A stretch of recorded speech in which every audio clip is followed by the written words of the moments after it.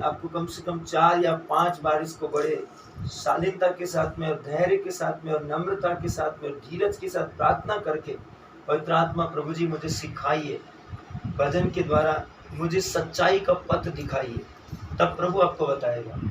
यह भजन आपकी जिंदगियों को बदल देगा मेरे प्रिय। यदि आप इस भजन पर विश्वास करते हैं, एक एक भजन के अर्थ को समझिए। यदि हम इस पर विश्लेषण करें तो हम कई दिनों तक बोलें, तो इस भजन के बारे में हम परमेश्वर की मानसिक और आत्मिक कल्पनाओं के परे नहीं जा सकते। इतना गंभीर भेद परमेश्वर ने यहाँ पर रखा है। वचन कहता है मैं धीरज से, सोचिए कि धीरज का मतलब क्या है, सब्र, बेपरिमाण सब्र। क्रूस पर दिखाया गया है सब्र की अंतिम परिकाष्ठा, इतना सब्र। वचन में लिखा है मैं धीरज से यहोवा की बाट जोहता हूं। आपको यीशु मसीह के क्रूस के बलिदान को देखना पड़ेगा। इतना कष्ट, यंत्रणा, सताव इत्यादि सहने पर भी आपका धैर्य टूटना नहीं चाहिए। वचन कहता है मैं धैर्य से यहोवा की बाट जोहता रहूंगा, उसके आने की प्रतीक्षा करो, मत दाएं से बाएं और बाएं से दाएं भटकिए। कुछ भी नहीं हासिल होने वाला मेरे प्रियो, लेकिन यदि आप दृढ़ रहेंगे तो आप अपने प्रतिफल से वंचित नहीं होंगे। वचन कहता है और उसने मेरी ओर झुककर मेरी दुहाई सुनी। सोचिए, यहोवा आपकी ओर झुकता है और आपकी दुहाई, आपकी स्तुति को सुनता है। जब आप धीरज के साथ तमाम दुख, कष्ट, तकलीफ, संकट, बाधाएं, अपमान, बोझ, तिरस्कार इत्यादि के साथ उस पर विश्वास करते हैं। क्रूस का मतलब क्या है?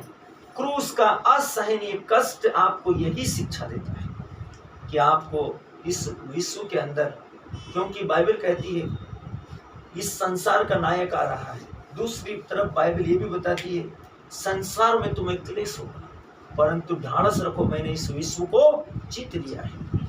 उसने कहा है और उसने मेरी दुहाई, उसने मेरी सुनी, उसने मेरी ओर झुककर मेरी दुहाई सुनी। सोचिए, वो आपकी सुनता है, आपकी ओर झुकता है और आपके ऊपर व्यक्तिगत रूप से दृष्टि करता है।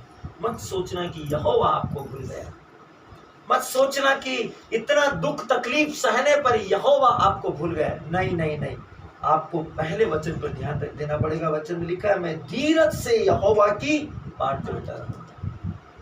उसने आपके अंदर वही पैशन चाहता है तो यीशु में, नहीं तो वो ये नहीं बोलता तुम डालियां हो और मैं दाखलता हूं। डालियों का कनेक्शन किससे है? दाखलता से। यदि वो काट दी जाएगी तो सूख जाएगी, क्योंकि कनेक्शन कट गया है। यदि यीशु आपसे अलग हो जाएगा तो आप कुछ नहीं कर सकते, क्योंकि कनेक्शन कट गया है। उसने कहा तुम मुझ में रहो, मैं तुम में रहूं तो तुम फलोगे। यीशु सर्वशक्तिमान है, उसका पैशन आपके अंदर दिखाई देना चाहिए। पिता को उसके गुण, व्यक्तित्व, उत्पत्ति को समझना पड़ेगा आपको। उसने 6वें दिन जब मनुष्य की सृष्टि की तब कहा हम मनुष्य को अपने प्रतिरूप बनाए।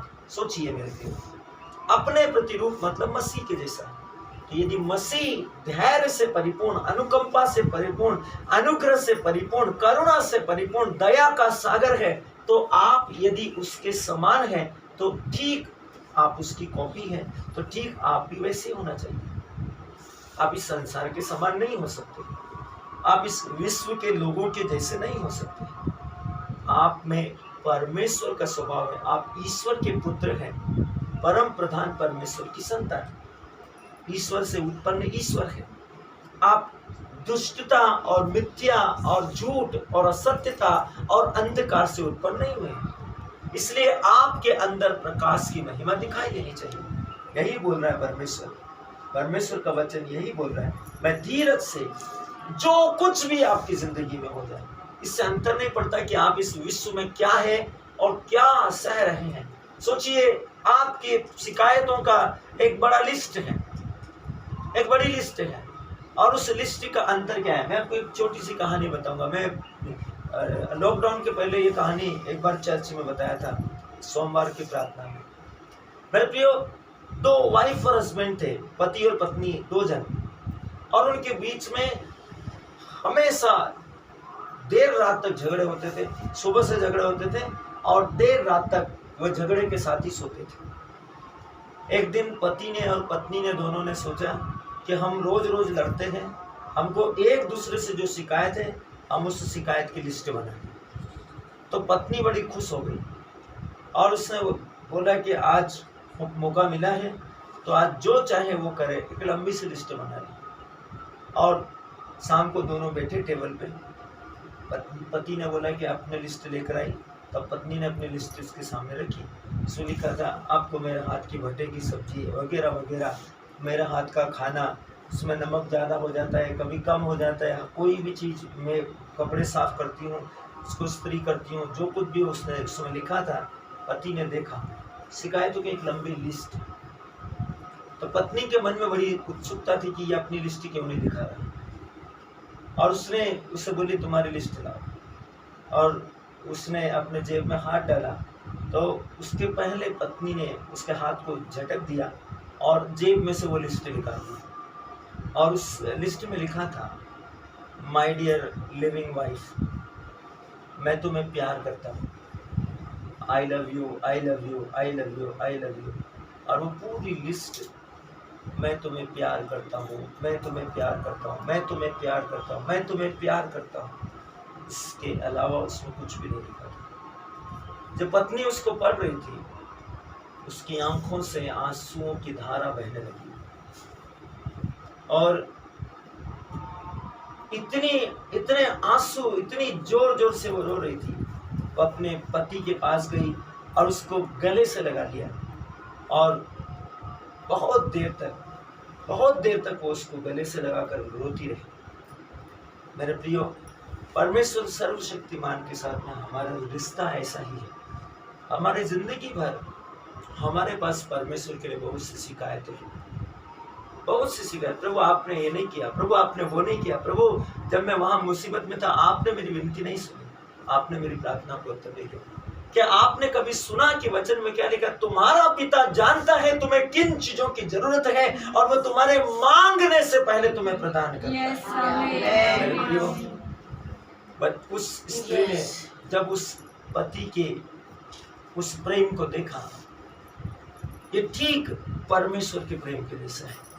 परमेश्वर हमारा दूल्हा है, हम उसकी दुल्हन है, वो हमारा पति है और हम उसकी दुल्हन है, उसकी पत्नी है। कलीसिया परमेश्वर की मसीह की पत्नी है, मसीह की दुल्हन है। और हो सकता है कि दुल्हन के पास में, पत्नी के पास शिकायतों का ढेर हो, लेकिन फिर भी जो पति है उसके पास में उसके लिए सिर्फ प्यार के अलावा और कुछ नहीं है।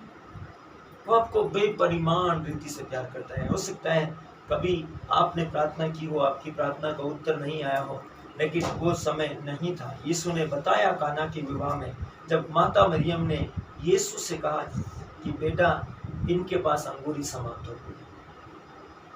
यीशु स्वयं वचन था, उसको वचन मालूम था। अंगूरी चमत्कार के द्वारा अंगूरी बनाने माता मरियम के कहने का मतलब क्या था वो समझ गया था, उसका अर्थ उसको मालूम था। अंतर्ज्ञान फोर्नेसिस और सोफिया उसमें थी। वो बुद्धिमान था क्योंकि वो यहोवा है, वो समझ गया। मेरे प्रियो, उसने कहा, यहोवा ने कहा, भद्रे मेरा अभी समय नहीं आया, मुझे और तुझे इससे क्या। लेकिन सोचिए मेरे प्रियो, क्यों कलीसिया अति पवित्र मरियम को महान कहती है? क्योंकि सच्चे धर्मी और विश्वासी वही होते हैं जो दूसरों की दुख तकलीफों को महसूस करते हैं और उनके लिए प्रार्थना करते हैं और जानते हैं कि कौन व्यवस्थाओं को पूरी कर सकता है और सही जगहों पर जाकर विनती करते हैं। मेरे प्रियो, परमेश्वर है जो आपकी विनतियों को पूरा कर सकता है।